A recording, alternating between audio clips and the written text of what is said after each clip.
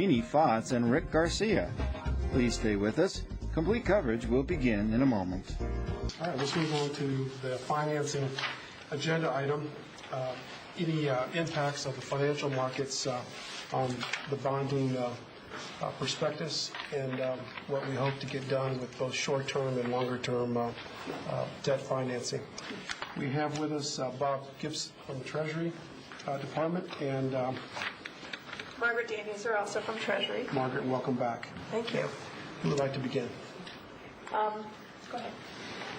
Good afternoon, Council. When we responded we'd be here, I said Margaret and I would be here, and actually Margaret's got the presentation, but I found out I'm on the agenda, so I'll sit here in support of what she has to say. Great. Go ahead, Margaret. Well, basically, as you're well aware, the financial markets have been in an uproar and some turmoil lately, but most of it is related to bond insurers and variable rate debt. The financing plans that we have for the city's debt are fixed rate, uninsured general obligation debt.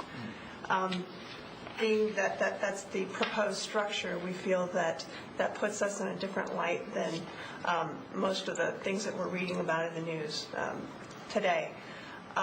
Also, I was here, I believe at your last meeting, to talk about the commercial paper program. This was the short-term financing program that we will have in place to provide short-term financing for the projects that are up and ready to go. We also feel that that gives us a benefit because we're not exposed to some of the turmoil in the market. We can borrow at short-term rates and in lower denominations than we would on a larger bond deal. So, if you have any questions. Okay, let's take a few questions. Councilwoman Johnson. I'm glad to hear we're doing uninsured bonds because as I was watching this, it seemed as though the insurance companies were so impacted by all the failures that one would wonder if the insurance was insurance. So it makes sense to me. And with the city's strong credit rating, we're AA plus credit, we don't need to do insurance. And we haven't for our general obligation debt. We do have it for them. We do not. Done that. We don't generally have to do that because it's tax-supported debt. On some of our other financings, we would look at insurance, but not for this particular transaction. Other questions or comments from Margaret or Bob? Councilwoman Lehman. You're talking to somebody who took Economics 101 a gazillion years ago, so that's my level of understanding on this.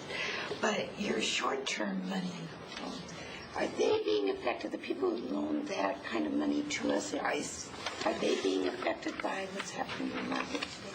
What happens is when you borrow for a short term, you pay a lower interest rate rather than if your money is tied up for 30 years or so. That's what the market requires. So on the short-term basis, we can borrow at 2% on our commercial paper program.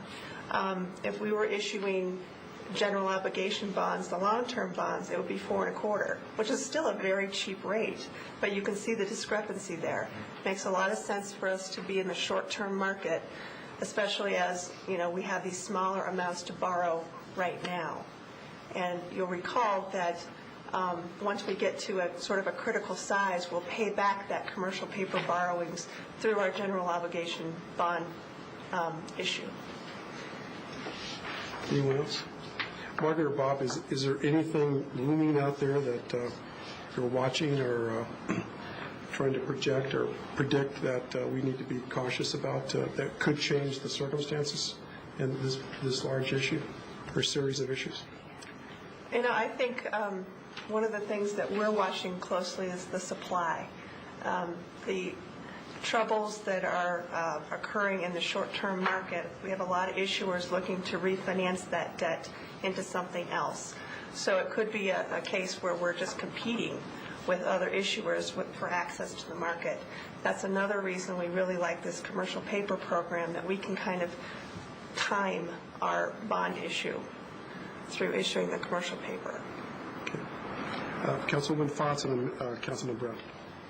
Margaret, you had mentioned before that you were thinking in terms of mini bonds for this series at some point. Mm-hmm. Do you know what the timing would be better? it's one of the few cases where I want to be sure that there's the healthiest return for the investor, because it's the taxpayer who said yes on this. So where do you think that should fit in these tranches? I can't give you a clear date. I think now would not be a good time. I field questions all the time from citizens calling in to ask this about them. There's demand. I'm not sure how to quantify that demand. Given that we just did an issue a year ago, it might make sense to wait a year and a half to get that demand building and also let the market settle down a little bit. We would love to work with you and be in touch with you all about that. Great. Could I just Councilman- add? Yeah, Bob, go ahead. Commentary. The other part of it has to do a lot with what the project's planning is. As you'll recall, the last series was tied to the Justice Center, so there was a marketing opportunity there to get people aware of the mini bonds. So if there's a particular project that has a strong support, whether it be libraries or rec centers, what have you, we could probably structure a marketing campaign to focus on that, because these are, as you recall, aren't marketed through a broker. It's actually done by the city and our consultants. We'll work with Don and his team to try to identify the right time. I think you're getting a signal that's a good idea. So that'd be great to hear that as that gets put together. Councilman Brown. Margaret, as difficult, unnerving, if you will, as the market is, to follow up on Rick's question, do you see anything out there that could affect what we're about to do here in Denver in terms of the market? For example, you use the term more competition. I hear that, and that's a buzzword for higher interest rates. But you see at this today, I mean, as you look down the road, any prognosis of what could possibly happen that could affect what we're trying to do? Well, I think the fact that we have such a strong credit, the city tax-supported debt, is really in our favor. General obligation debt in general prices better than a revenue bond or something. When we priced the Justice Center GO in February, the underwriters were just thrilled to have bonds that were highly rated and not insured. They didn't have to tell the story or that type of thing. It was just a clean GO type deal. Supply is the thing that sticks in my mind that could give us some trouble, but it's one of those things that will work itself out as these issuers get through refinancing their bonds. That should settle down to a more normal relationship, and we're not looking to issue bonds within the next 6 months, maybe sometime after that, depending upon how the bond projects go and how much demand we have there as far as funding. Do you think of anything else? Well, I consulted my crystal ball before I came over here to try to figure things out. I wish it was an easy answer, because we are dealing with global markets. You're all reading what's occurring in the newspapers. But the underlying, as Margaret has said, the issue is there's not a lot of Colorado AA+ GO bonds being sold. When we sold the Justice Center, it was in a turbulent market in February. 32 to 34 million of it went to Colorado retail, meaning investors, not to the institutions that traditionally buy large blocks of bonds. So there's a huge appetite.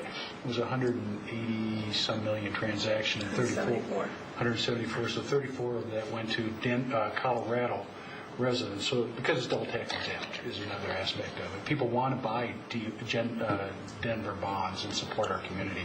Now, what could happen, it's anybody's guess. I mean, every day you pick up a newspaper article and you think, oh gosh, but as Margaret said, what's being impacted is a segment of the market, a certain type of security, bond insurance. People who look to the actual credit have thought highly of Denver bonds, and the AA+ will continue to be so. Could there be a market event? I didn't think this could have occurred a year ago with the bond insurers, AAA rated, but that has no impact here. So we believe by staying the course of allowing the project team to develop more fully the plan of what money is needed, borrow when we need the money in the short-term market, and take it out with a long-term financing is still the most prudent way to mitigate market risk and still obtain the lowest cost financing for the projects.